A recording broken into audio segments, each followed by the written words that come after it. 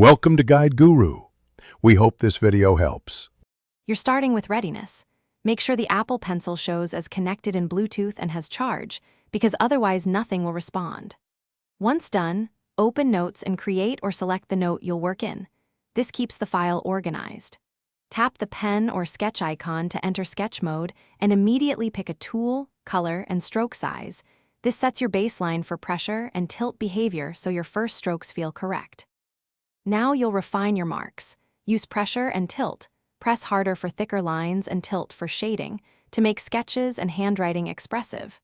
Once content is down, use the lasso tool to select ink, then move, resize, or tap Convert to Text to turn handwriting into editable text.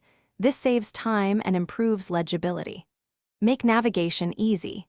Pinch to zoom for detail work, and use the two-finger tap. Finish by exporting or sharing. Choose Export as PDF or use the share sheet to send your note, and decide whether to include attachments. Once satisfied, insert sketches into other notes or pin a note for quick access later. This keeps key ideas front and center. If things go wrong, lag, missing strokes, or no response, restart the iPad, unpair and repair the pencil, and check for iPad OS updates. These steps resolve most connectivity and performance problems quickly.